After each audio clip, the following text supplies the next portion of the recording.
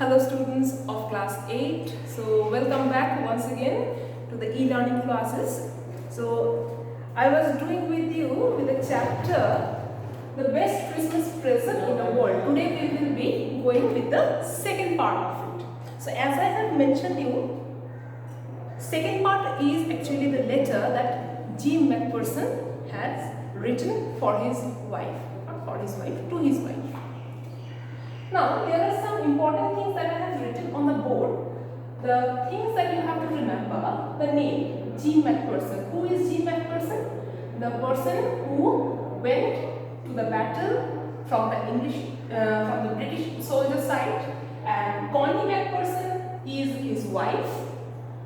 We are, the entire story, the setup of the story is on the town of Dorset. So, Dorset is one important name. Let us begin the story, then we will understand it one by one. So here Jim McPherson writes, "Dearest Connie, I write to you in a much happier frame of mind because something wonderful has just happened that I must tell you about at once." So he is writing the letter, he is mentioning that today I am writing the letter because I wanted to share something very wonderful that has happened to my life. Okay, I want to share that with you. We were all standing in our trenches yesterday morning, Christmas morning. It was crisp and quiet all about, as beautiful as a morning as I've ever seen, as cold and frosty as a Christmas morning should be. So what was the speciality of that morning? It was a Christmas morning. Normally a Christmas morning means you are supposed to celebrate with your family, but here, unfortunately, Jim McPherson along with others, they are not able to celebrate the Christmas with their family. Instead, they are on the battlefield. But they were having a very nice feeling about the morning. The morning was covered with snow as usual because it will be in the middle of the December. But there was some kind of happy feeling all around. And the happiness was related to something else. Maybe it is because of the festive environment. They are all feeling a kind of Christmas thing tingling in their mind. I should like to be able to tell you that we began it. Something happened and he wanted to take the credit that the English people, they started it, but it is not true. But the truth, I am ashamed to say, is Fritz began it. First someone saw a white flag waving from the trenches opposite. So he is telling that we did not begin. One of the Fritz means what? Fritz is a very common name for the Germans. Okay. For example, in the British, there is a common name called Tommy. So normally people from German people, they will call these British people as Tommy because Tommy is a very common English name. In the same way, a very common German name will be Fritz. So someone saw one white flag from the trenches. A white flag was coming from the German side, waving from the trenches opposite. What are trenches? Trenches are actually in the battlefield. The soldiers will not be standing just like that and waiting for the opponent team to come and attack. They will be actually hiding, and in the entire field where they will hide, they will actually dig out a kind of area in the ground. They will dig a very narrow or long elongated area so that a person can enter that area. He will hide in that covering, and from there whenever it is needed they will peep out and they will fire. So it is like a long digging, a long dugout. So one man from the enemy side, from the German side, one was waving a white flag. White flag is a symbol of peace. So they are actually trying to indicate that we are not going to do any kind of battle. Today we mean peace. Then they were calling out to us from across no man's land, "Happy Christmas, Tommy, Happy Christmas."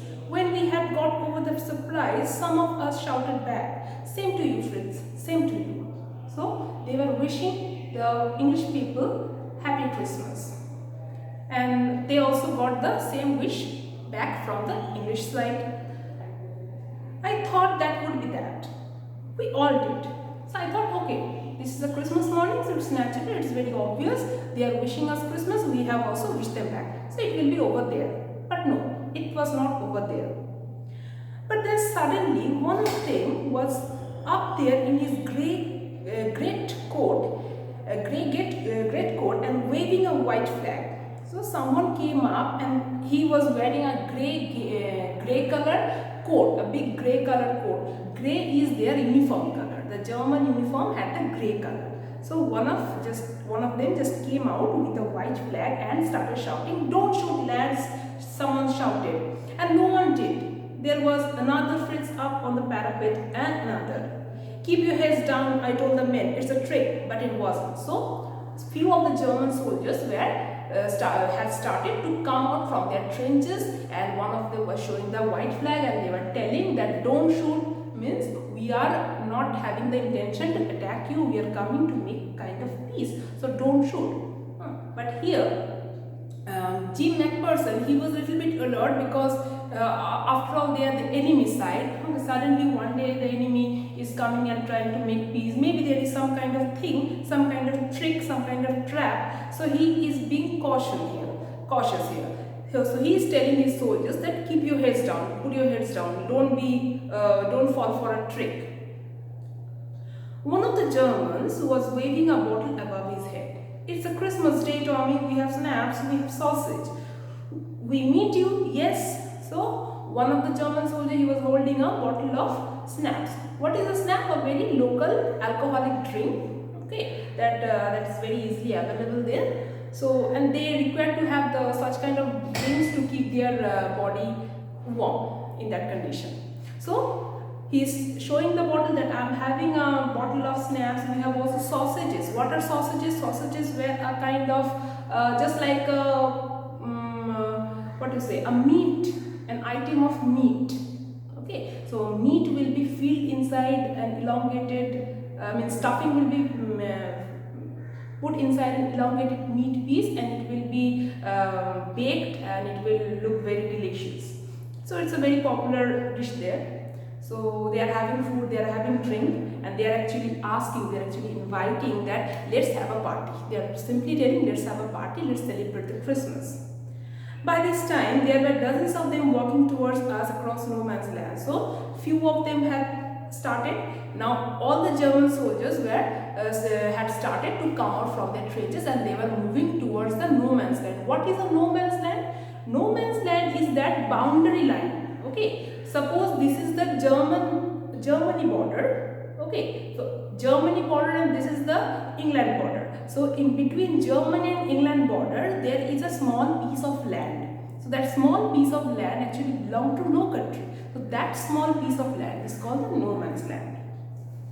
So they were all present in that no man's land.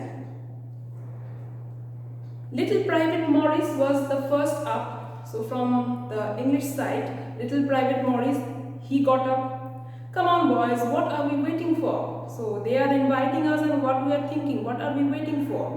Then there was no stopping them. So as he said, he went out, and following him, the others also started going out.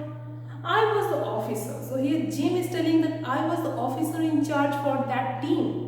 I should have stopped them there and then, I suppose, but the truth is that it never occurred to me I should.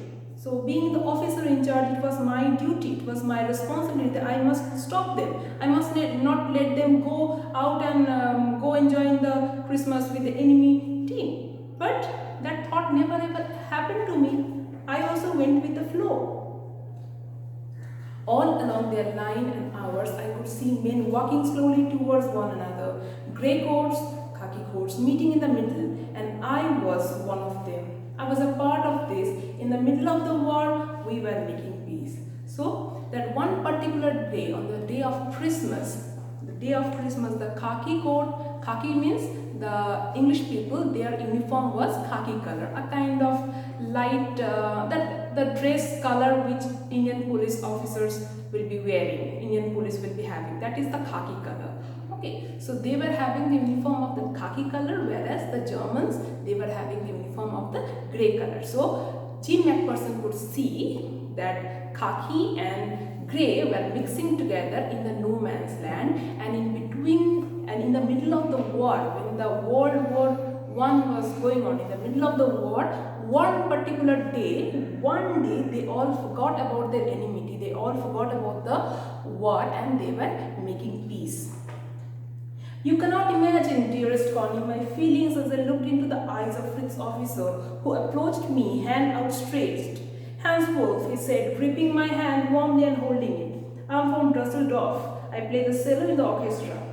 Happy Christmas. So, the officer in charge from the German army, from the German team, the officer in charge, he came forward to greet the officer in charge of this English army. Who is that? That is Jim McPherson. So he came and he introduced that, hello, my name is Hans Wolf and he is from Dusseldorf. And what identity he gives of himself? He says, I play the cello in the orchestra. He was a musician. He is a musician.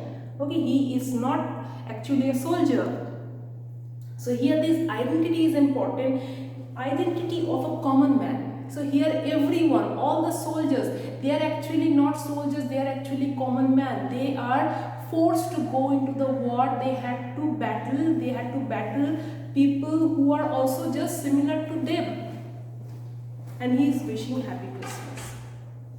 Captain Jim McPherson, I replied, and a happy Christmas to you too. I'm a school teacher from Dorset in the west of England. So now Jim also replies back. He says that he is Captain Jim McPherson and he is from Dorset. The Dorset name I have mentioned here. So he replies that I am from Dorset. And what is his profession in Dorset? He is telling that I am a school teacher. So another common man.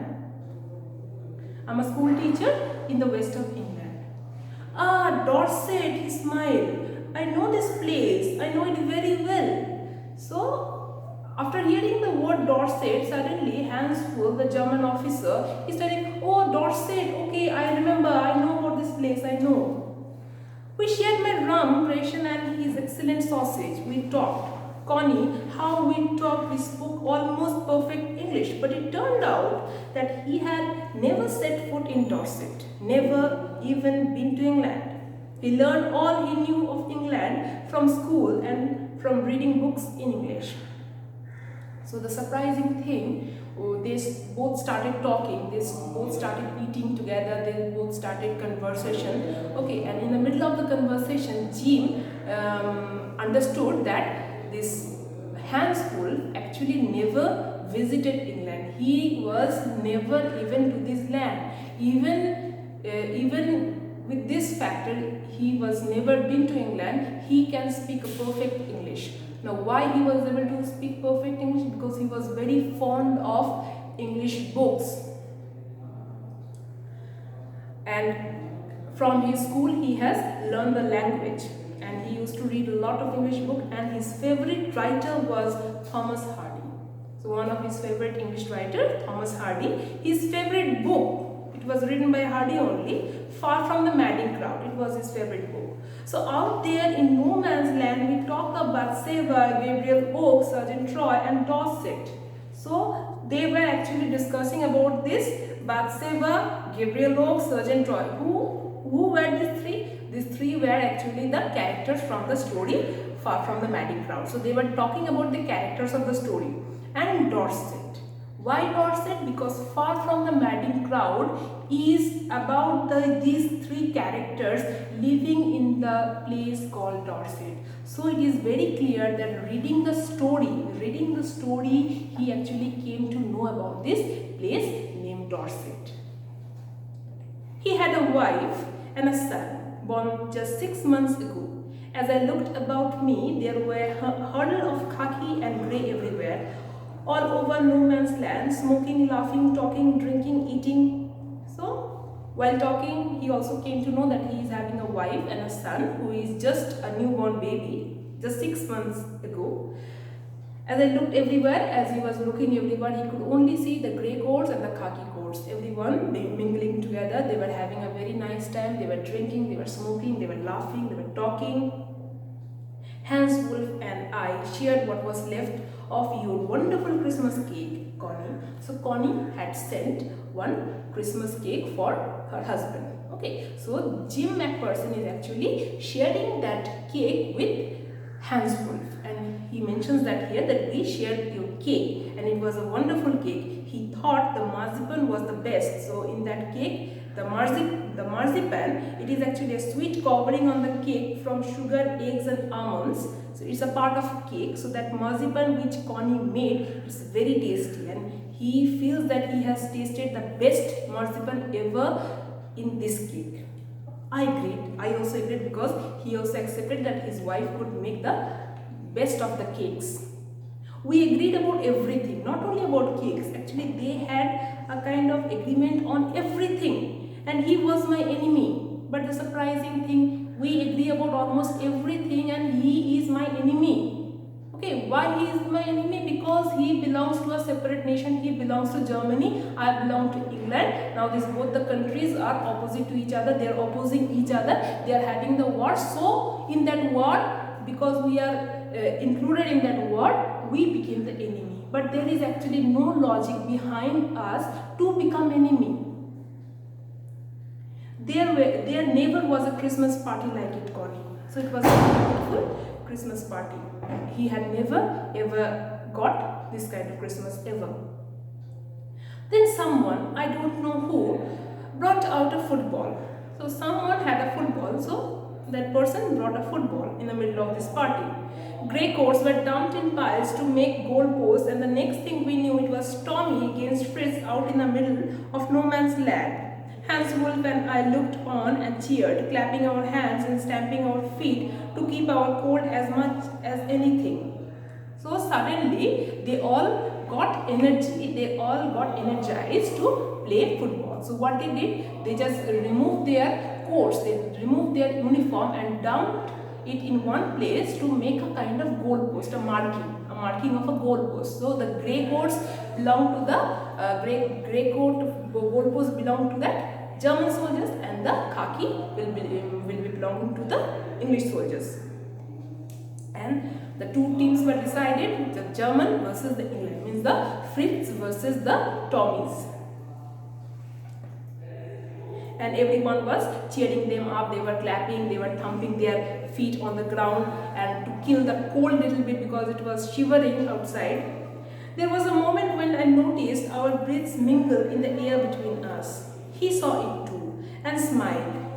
Jim McPherson, he said after a while, I think this is how we should resolve this war. A football match. No one dies in a football match. No children are orphaned. No wives become widows.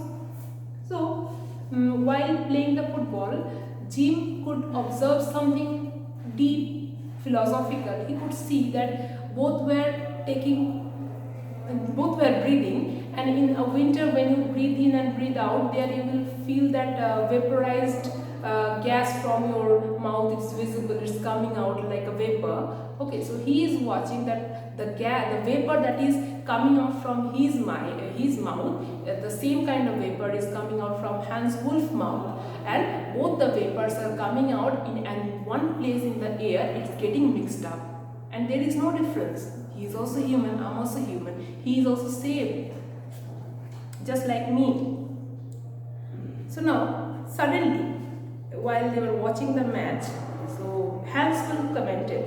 Hans Wolf said that, I think this is the best way to resolve a war. A war means what? A war means there will be two teams. One team against another, and both the teams will be striving to defeat each other so that one of them will win. Just similar to a football match. So why are we involved in a war? We can make a football match between two countries who are having some kind of argument regarding something. We will fix it with a match. Whoever will win the match, they will get that upper hand.